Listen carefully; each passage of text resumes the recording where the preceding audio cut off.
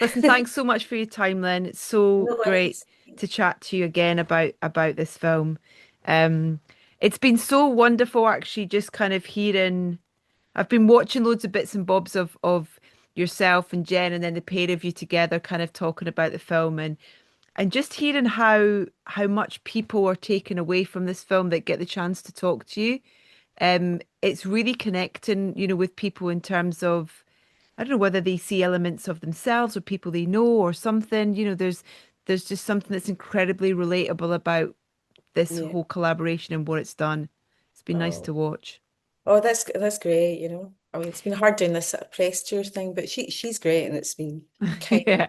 as fun as She's you can make it. yeah, totally. If you're going to do press with anyone, I think Jennifer Lawrence is a really good kind of shout because, Yeah, like you say, she's a clever cookie. She kind of yeah, knows she's been here and done it. Do you know what I mean? In terms of yeah. she's so great.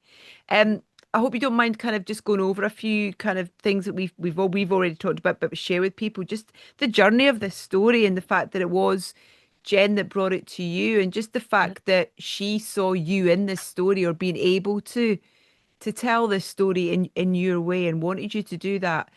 Um, Yeah. but you weren't kind of hooked straight away. You weren't like, I'm in. It took a wee bit of time, didn't it? It did. I mean, she wrote me an email, and I didn't know this, but the book had originally like there was Martin Scorsese who'd read it, as part of his book club he's in, which she says we should both join. Yeah, Hold on. Marty's got a book club. yeah, he's My got a book club. So I knew nothing of this actually, and then I just get she reached out to me, God. Yeah.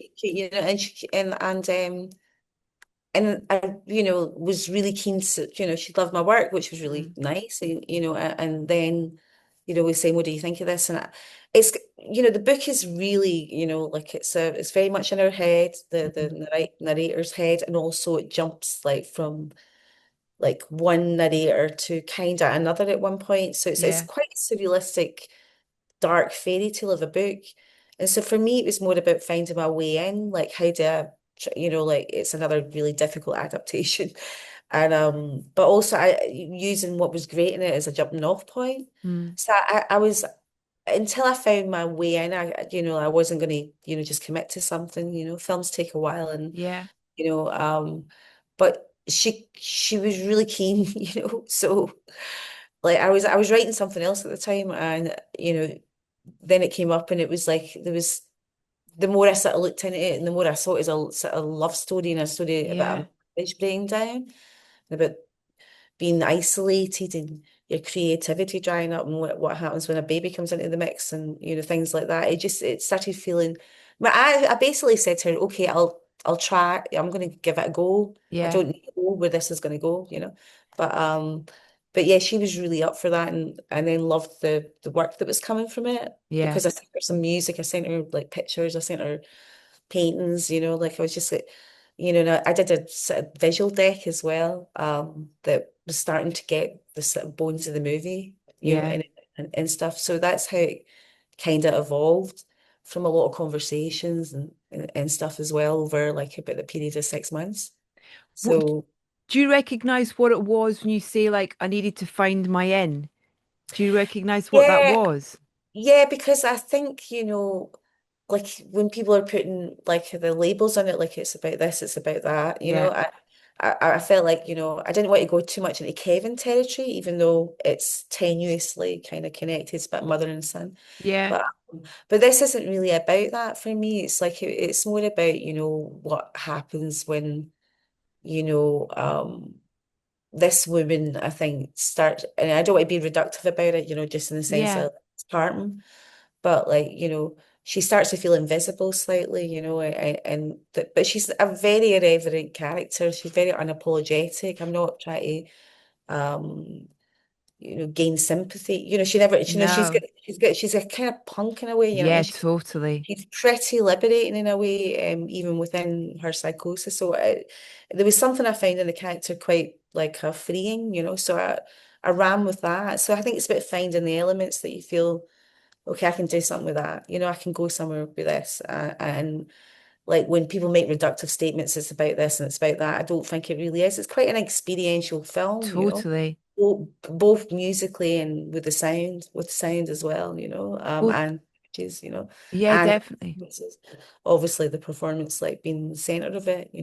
So I never wanted to be too reductive about it And when you because I were, think that maybe in our past there's been elements where Jackson really loved her, but she's in the borderline. She's so out there, but in a very liberating way. well, I almost feel like it's a celebration of female in a way, in that sense, in terms of, we do like, your women are like, they're hard as nails and they're like, they're just in terms of what they're able to kind of like, sort of take on board. And there's, it's having seen, I've seen it 3 times now, and every time I have a slightly different experience with it. I think that's down to how I'm feeling when I watch it, in terms of the things with the characters, with the relationship that I lean into because of where I am. And I think that that's what makes it such a unique and brilliant film, is that it's kind of living, it's alive in a way. And I just, it's one of the many things that I love about it, because not all films kind of give you that opportunity, I think, in a way. Well, I mean, I always like a film to be an experience, Yeah. and it's hard talking about films. Sometimes people like to, like come up with the pat answers, sometimes. And Mm, I don't think that it's one of those kind of films. I think it's like you go on the journey or you don't. yeah. But it's been interesting how people have reacted to it.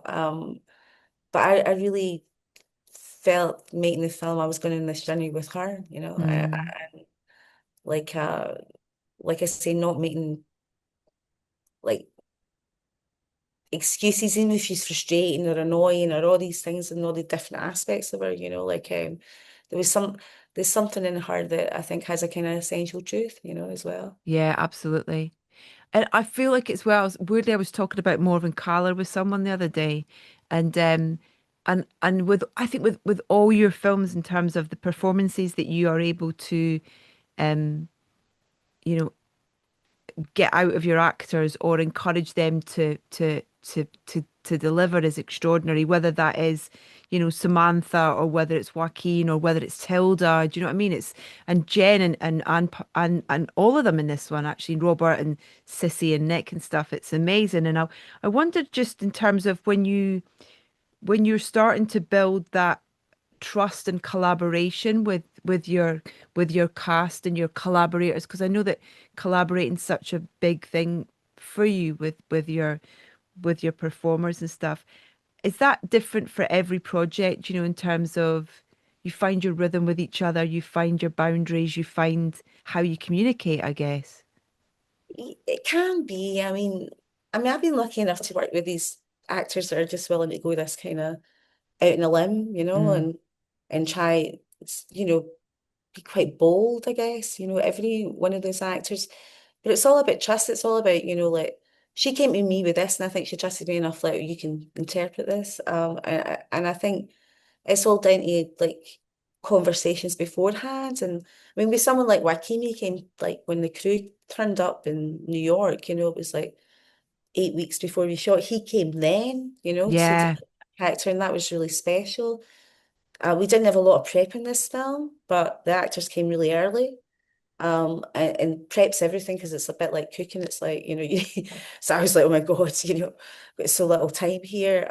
But I think it's just creating an environment where you're like, everyone feels kind of safe as well, yeah, and they're able to explore. She felt free enough, I think, to just be able to, explore the character in this super dynamic way, yeah, like and be surprising and try things out. I think I gave her the space to do that, and she was excited by that. yeah, Jennifer. So, but it's all about just creating an environment of like that we're all in it together, like, and we're, like, and everyone understands what they're doing. And then maybe if I throw a curveball sometimes, like, they trusted me enough to take it on board. You know what I mean? They were like, yeah. okay. maybe it's not that we try something different in this scene. And I'm not like that in every movie, but this was a bit more like create the world, let them be free, let them roam, let her be in that house, let her explore that house, let her be Hmm. bored, let her, be frustrated and Yeah. feral and all those kind of things, not hit marks necessarily, not Mm. it wasn't constructed like that, Yeah. but it was constructed, and Yeah. still. Whereas something like we need to talk about Kevin was much more, I think, like a dance, like it was shot in CinemaScope. It was the two characters, a real Mexican standoff. It had a different kind of vibe. Yeah. So the epic and the everyday, always we always talked about in that movie, shooting it in scope, which is normally a landscape, but we shoot it in this McMansion in Yeah. scope. So every film's got a different vibe, and one of the things I knew about this was that I wanted them to be free to move within the space, because they're kind of often she's confined within this house, Hmm. um, but also be able to, maybe a run takes long sometimes, and it was like, all right, what do we do now? But there was something cool about that as well. It's Yeah. in character, and some beautiful things came out of that. It was like just a spontaneity or trying something different. Sometimes we only need one take, for Wow. things like when she wrecked the bathroom. There was no way we could put that all together again. So it was, I think, really a liberating part to play, even within its darkness and light, Yeah, yeah, it's yeah. funny and It's like she's so funny, funny. The actually humor in funny. it's brilliant. Yeah. And I wanted that. I didn't want it to be just this heavy thing. I wanted it to be have this like all these tones in it, and Yeah. so like just working with these kind of actors is such a pleasure once you're in when you're in the zone. Yeah. But it's all about the preparation, really, knowing that everyone's on board with you, Hmm. and in this it was just like it was very much feeling like we're all part of the crew, we're all part of the same, we were all on it, Yeah, yeah, yeah. But I and think that's that why I think it had a sort of vibe, that comes through in the film. well, that spontaneity kind of feeds into like her as a character. Do you know what I mean? That unpredictability of her. Yeah, It's kind of like it's amazing to watch. And she's almost like I was like, oh, I, I kind of I wish I had a little bit of Grace's like kind of no filter. Do you know what I mean? I've just like kind of like we all need to be a bit more Grace, like you know what I mean, in terms of like just yeah, saying what you think sometimes. It's like, yeah. you almost kind of feel liberated through her. It's just like, oh my God, it's brilliant. So good. Well, that was one thing I really loved about the character because, like I said before, it was this kind of unapologetic Mm. version of whatever she's going in her mind, how she's unraveling. It wasn't like, feel sorry for me and I'm a victim. It was like Yeah. somehow um, she feels bold, free, like she's going off somewhere in her own like mind, and I think it's only Sissy Spacek's character that really sort of where she feels like maybe she sees herself a bit more clearly, Yeah. but she is very kind of inappropriate a lot of the times, and there's a sort of truth to it, or childlike, and Yeah. saying things that you'd like to say, but you would never would in Yeah. it, and I kind of rage in that, but these were all the aspects of the character to explore for an actor. I think that were really kind of fun and deep and crazy and like Mm. like and also um something I think where she felt that she tried something new, Yeah, and it's there was when we did the thing a couple of weeks ago. I couldn't believe because I asked you about a couple of scenes in particular, and I couldn't believe that the bit where she barks back at the dog was like just was not was just was one of those kind of like have a do kind of have a Yeah, play, yeah, and that whole sequence is extraordinary just in terms of how the build up of that kind of tension of that relationship and um it was amazing, like you didn't weren't expecting her to bark back at the dog, so I think that was just like amazing, just the way he's like, "Ow, ow, ow, ow." It's brilliant, it's so good. yeah. Well, I mean, I think it was just like I said, giving them a little bit of a playground. Do you know what I mean? Like, go right, okay. You know what I mean? Like, think maybe there maybe been a line at the script where she's annoyed or barks at the dog, but she took it to a different level. She took it to this guy, her husband brings back a dog, which she's wanting a cat, you know what I mean? Like and it's like so much to deal with because this dog's really annoying as well as all the other stuff that's going on in her life and having a baby, you know what I mean? Yeah, And, you know, it's a kind of standoff between her and the dog was like naturally quite annoying. So she just reacted and it was great and I liked that and I encouraged her to go forward with that, mm, just there was a lot of really spontaneous reactions that I was like I felt like brought this aspect, yeah, you expect the unexpected, yeah. What Yeah. about music, Lynn? In terms of, were you thinking about, just how you would work with music with this particular film, in terms of, I've worked with Johnny a couple of times on films but Yeah. where and how music fitted into this story, both in terms of the characters, their life, the diegetic element, and then the kind of the bigger sort of side of, or not the bigger side, but the other side of it with score and stuff. Well, I mean, if it's things like that are very soundtracks to me are always really organic. But I mean, with something like Morven Callahan, which was a mixtape that was left by, Morven's boyfriend Yeah. posthumously. That was I kind of we made the mixtape. We played it on set. And we played it while we were shooting. And this as well, we played some tracks that I knew I would use. So the Hey Mickey, for instance, is all there, and when she plays it, it repeats, but it skips. Yeah. That was a kind of, I mean, I'm terrible at what if I like a record or something, I just play it over and over again Yeah. to the point where it drives everybody mad, and they say, "Please don't play that ever again."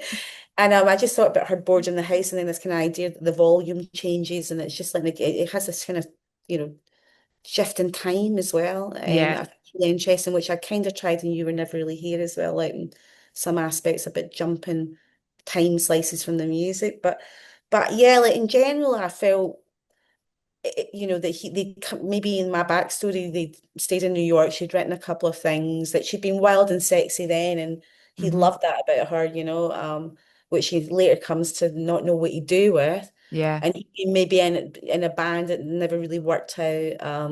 And they had vinyl collection, and they would have cool stuff, but also some old stuff, and so it was partly the music that they probably they had a good collection, Yeah.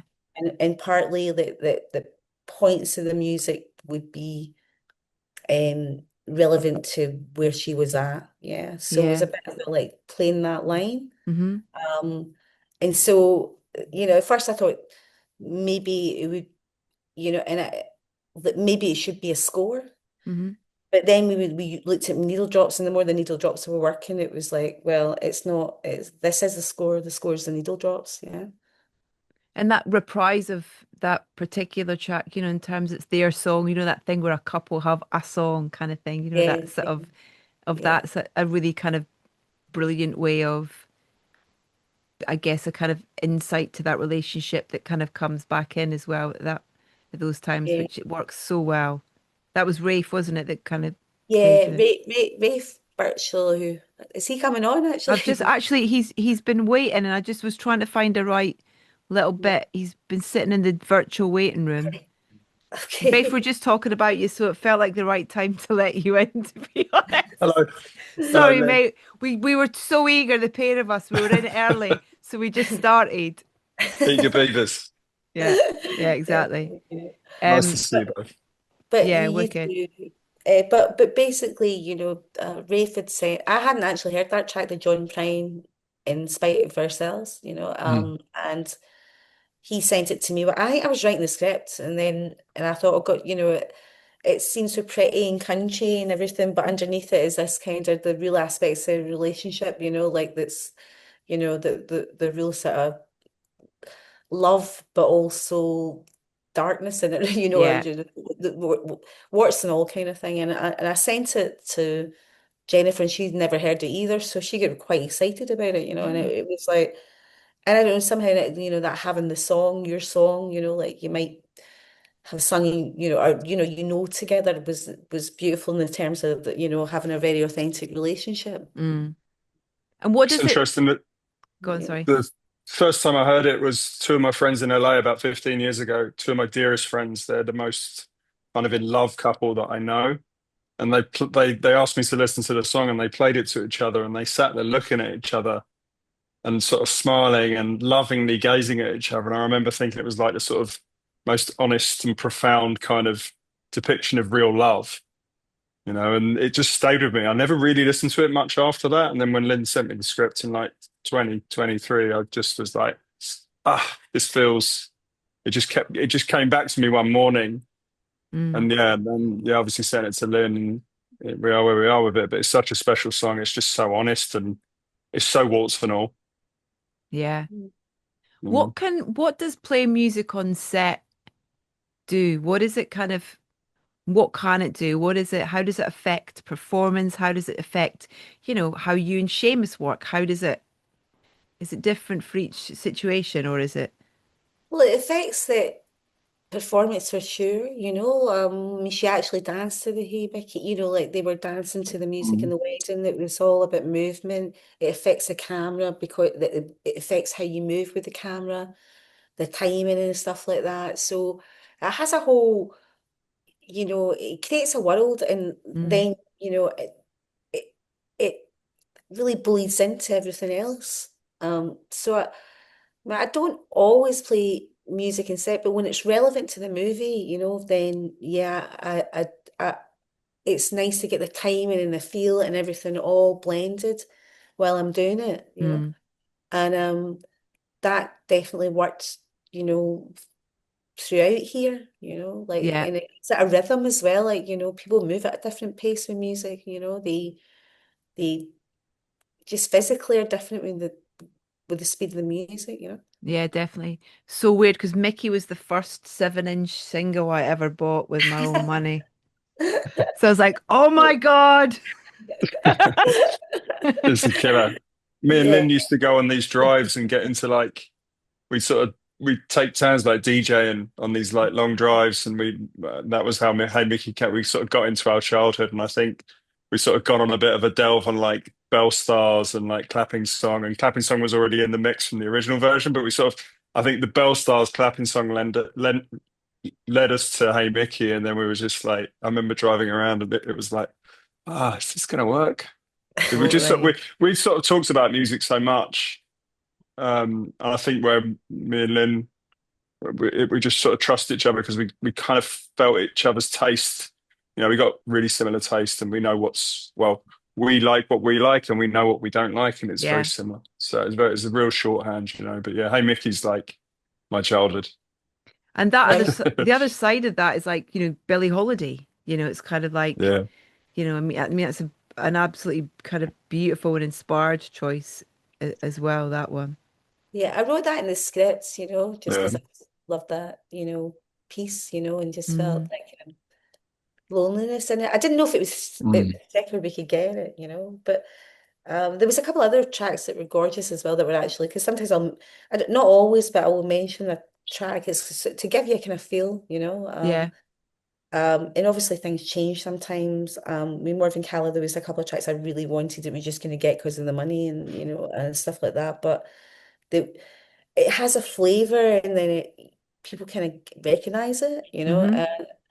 and it is often really interesting to have that early, because of the like I say, it blends into the whole scene. But the Billie Holiday was more for atmosphere rather. We didn't know if that would be the actual track, or Mm, we could get it, but we did in the Mm. end. yeah. It was interesting because it was so backgroundy, and we tried quite a lot of things in the last couple of weeks on that scene, but there was nothing that there was nothing that came close to it. Even though it was in the same world, it just had something so special. And it's her voice, obviously. It's the feeling of her Yeah. voice in the room, and her character. And it was Mm, yeah, it was such a it was obviously Lynn had put it in the script, and it was just it was never going to budge. It was so mm. good. Yeah, but Ha then you end up trying things because of the limitations, and you're like nothing else Yeah. is going to work. It's a funny thing. yeah. Yeah. Yeah.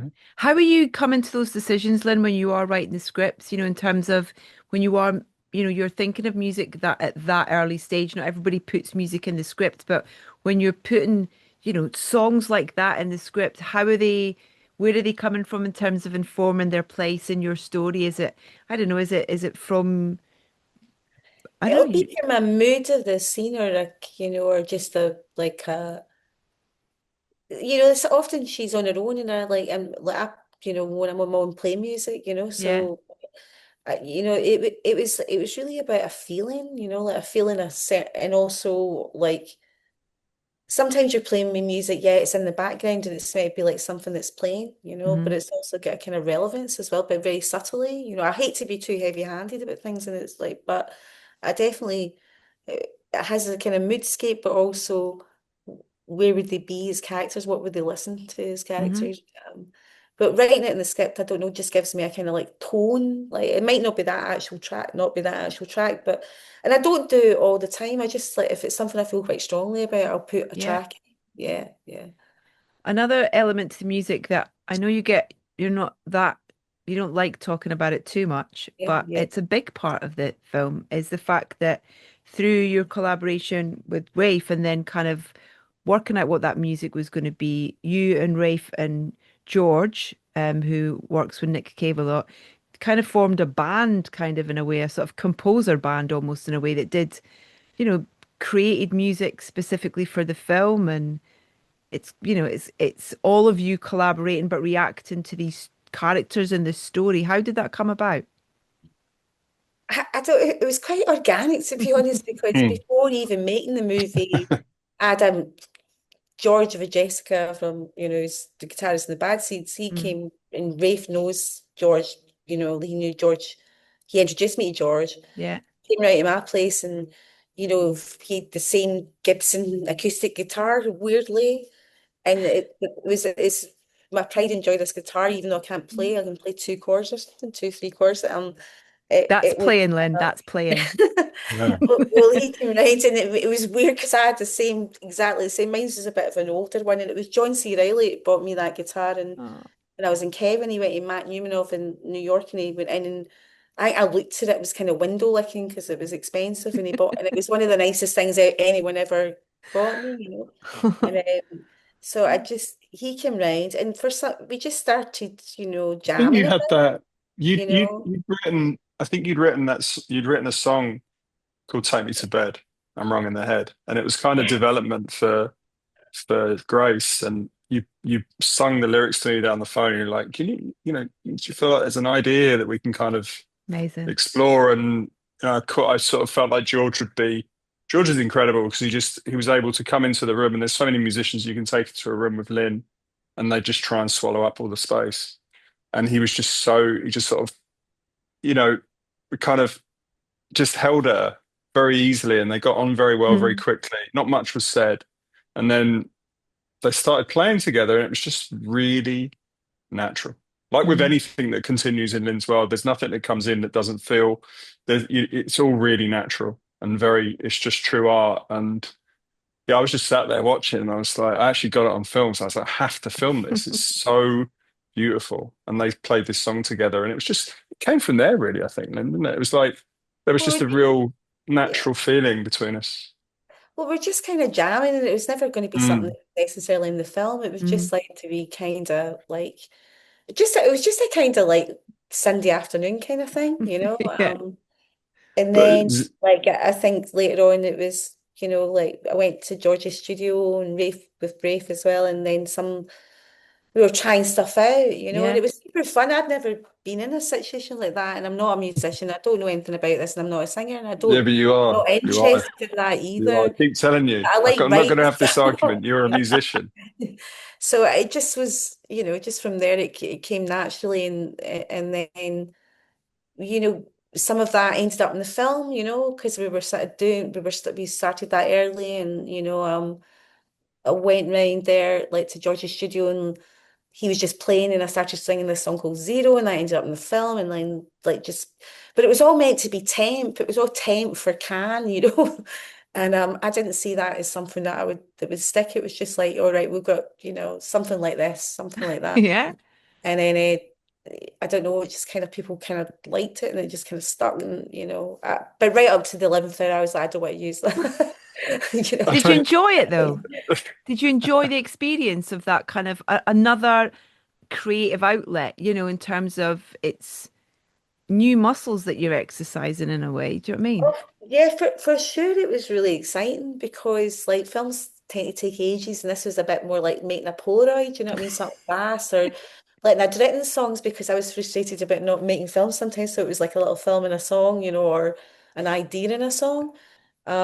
Like and you suddenly you could just do this and it could be all if the vibe is right. Because I don't think Mm, that always happens, but somehow with me and George we just got into this thing and it just was like, yeah, okay, I like improvising as well sometimes, and like, but it was just a nice, it was an out, I enjoyed it a lot. It was mm. wild. It was so, it was a nice other thing to do rather than Yeah. this heady, unwieldy beast that is a film.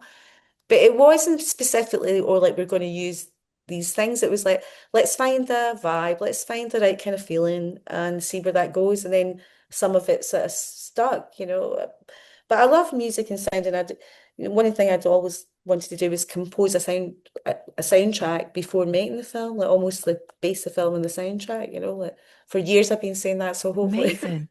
yeah, yeah, just like Well, now you've got your an band idea. together. Yeah. I don't know about that, but definitely it was super fun to be in the studio with this amazing guitarist like, and just like basically just jam with him, like, and something kind of coming out of it Mm. was wild. Rafe, did It was you a get involved in persuading to keep the music in then? Yeah, a little bit. I mean, it's sort of it's got its own life, and it, it's taking stuff out. You just know if it's not as good, like if it's not as good, or it just doesn't work as much. But from my point of view, and I've been in the room with a lot of musicians, and so is George. And when we went out to the studio, what was amazing seeing how Lynn works is me and George were like, right, we got to go and we got to work on these specific scenes. This is what we're going to do. And Lynn would just come in and she was like, oh no, I don't want to do that. I just want to play some song. And then we were like, oh, but what about no, I don't want to do that. And then I started playing a beat and then George started playing this amazing guitar riff and we turned around and Lynn would just grab the mic, close their eyes. And it was just, I've been around a lot of musicians and I was like, Oh, whoa. And I saw George look at me and he was like, whoa. And it was just electric. It was just on. oh, that's And amazing. we were there for like 2 hours. It was utter chaos. And then we got in the car, we drove back to London. I just knew we had something, and it was the same with, Lynn doesn't like talking about it, but Love Will Tear Us Apart. When she sent me the iPhone recording, which is the recording in the film, I just like goosebumps. I always know when I want to like I get goosebumps and Yeah. start laughing. And I did both, full body laugh. I was like, oh my I think I God. was mostly laughing, yeah. No, it's like, oh, no, that's my reflex to brilliance. And it was like, it's just, yeah, I can see where Lynn's reservations for her. It's like it's her film and she's a true music artist in the film and it's really serious stuff. Um, so yeah, it wasn't about persuading anyone. It was just Mm. reminding, it was No, I just definitely let, didn't want to use it was a bit, it was a bit, but All I can say is thank God for Cannes and the yeah, deadline. Do you know what I mean? In terms of like things happen for a reason. Yeah, yeah, yeah. maybe, but My what's fa exciting about it is just like, that I don't know, like music's so inspiring for film, Mm, anyway in the lot, like it made me think I've got to do a bit more music, like, just have fun and like Mm. do something that isn't, that's inspiring the film, even before making it, it's just such an interesting creative process. I found it mm. really fascinating and like Georgia saw this these analog synths and like great stuff and I was like, what's that? What's that do? Oh yeah, Yeah. It yeah. The was scene. great, do you know what I mean? We actually managed to get during that Zero session, which is the punk song, we actually managed to get the scene where we're on the bike because we temped out that scene on the bicycle where she's cycling to Carl's with there was some piano, classical piano on there that Yeah. was was on there, and Lynn was just really direct about not wanting that, and she was like, oh, I want it to be more childish. And you played us, I think it was the Picture Box theme tune from that kid's weird, like acid induced, um, Don't tell yeah, anyone like that. I kids want a TV show. newsletter. Yeah, yeah, sorry. Yeah. It's all right. It's not live. And I'll yeah, cut it and out. George was like, follow me. And we went out to this like through the garden into the like an outhouse where the studio is, and he had this really like old sort of synthy kind of analog weird little thing. I can't remember what it's called. And George pressed the button. It was like dum din din, and Lynn was like, oh, and just sat down and played that melody. She just played that one thing, Oh, and I was like, oh my God, grab the phone. That's in the film. It's just Wow. and that was the cornerstone of the score, really. That every piece of music you hear, every violin, it's that melody, and it's just Lynn's an incredible top line melody writer. It's the same with the punk song on Zero. Mm. The vocal top line melody is amazing. I just That don't know what the hell I'm doing, Yeah, but basically. that's the whole point. That's the Doesn't whole matter. So, point. yeah, exactly. You It's just not got math. somebody there to record it. Doesn't matter. Yeah, Yeah, just need an iPhone. it was, but yeah, that kind of being able to go into the studio while you're at the same time editing a film was wild. It was really Yeah. good. You don't really know what's going to come out of it, and like some of it's going to be crap, obviously, but you get.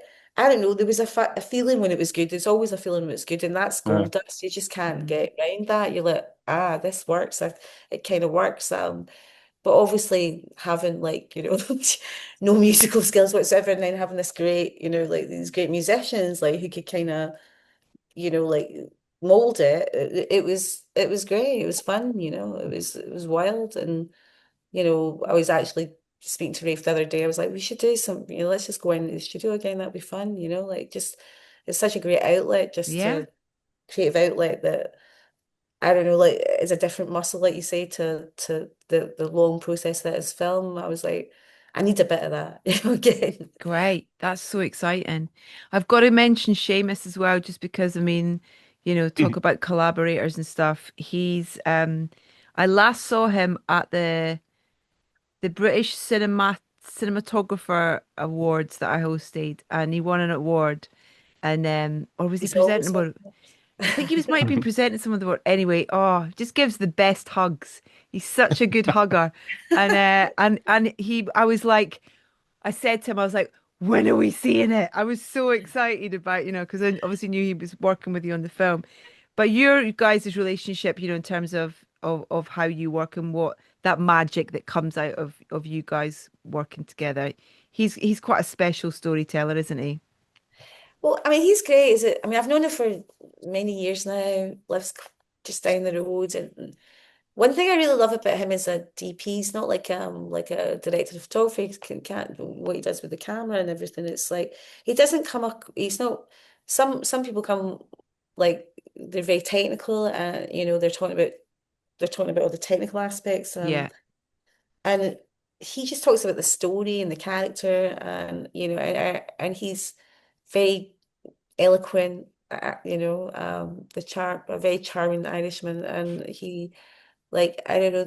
I think it's about getting to the core of it, and Yeah. so he's a great collaborator, and I think he's been really kind to me. He always says, "Oh, you're like the second DP, like you're the second camera, like because I think in a way with something like this, I was like, first of all, we were walking into the space where we're shooting in and reacting to it, and then thinking about the aspect ratio, which is the frame you shoot in, Mm. and thinking maybe we should do it like we were all like CinemaScope always looks really sexy, so we're all like, oh, it'll be scope, it'll be great, but and then the locations that I dictated Academy as well as it's a portrait format, so it, it's a portrait film in a way, and we tried lots of things, and then I was like, I talked about Morven Caller, how I'd loved the work we'd done, the color work, which was shot in a film stock called it was Ektachrome. Hmm. The reversal like film stock is a positive. It has really bold colors, and it was like the heightened emotions, like grace, and we were talking about stuff like that. And he was like, "Yeah, let's try that," And so even though that film stock is like I think we had to get something it's specially made, like Amazing. and then just the ideas were flowing, a bit like music, like the same thing. It's like, Yeah. should we do? we did this thing called Day for Night, which is like, we're shooting during the day, but it still look like night, and it feels like otherworldly, and it's like very dreamlike, and it's very Hmm. in our head, and that started really working. So it was a lot of testing and being, and experimenting, and and finding the right thing for the character in the film and the whole film, Mm, and so that was like making music, of sorts. That's yeah, a different way of making music, but that was really fun, and I think because sometimes like you come into a film and it's like it's much more a conventional kind of process. I think yeah, he really liberated, like, to try stuff out, to try techniques out that we hadn't used in a while, or seldom used. So that it was that was amazing. Yeah, like yeah. to go that way. Um, I could talk to you for hours about this film and you and your films and your process and just chatting to you really. It's so brilliant. The film is really special and you know what I think about it, it really, really is and just what we were saying earlier about every time I see it I kind of get something different from it. Um I can't wait for the next one, whether it's an album next or another film or whatever it is. But yeah, I hope you've got something else up your sleeve that you're working on because it's been just such a joy to sit in a cinema and watch a new Lynne Ramsay film. It really, really has. Thank Thanks for you. your time. Thanks. Um, Yeah, hopefully, yeah, got a few things up my sleeve, so hope so yes, long. keep singing, keep I'll, yeah, singing. I'll do the I Somebody don't know get about Lynn a that, but keyboard for maybe a few things Christmas. at the past. So yeah, Get a little four track and a keyboard for Christmas if any of Lynn's friends no or way. family. I think I've still got two pianos of hers under my bed. She never picks anything up. I'm not Oh, joking. Oh, but you listen, huge congratulations, and also, Rafe, that your collaboration on this film as well. It's Yeah, it's thank you. and for bringing out a side of Lynn as well, or encouraging a side of Lynn as well that Yeah, we get to experience within that as well. It's lovely to yeah. chat to you both. Thanks so much. You too, Edith. okay. Take care. Thank Yeah. you. Bye. Thanks, Edith. Thanks a lot.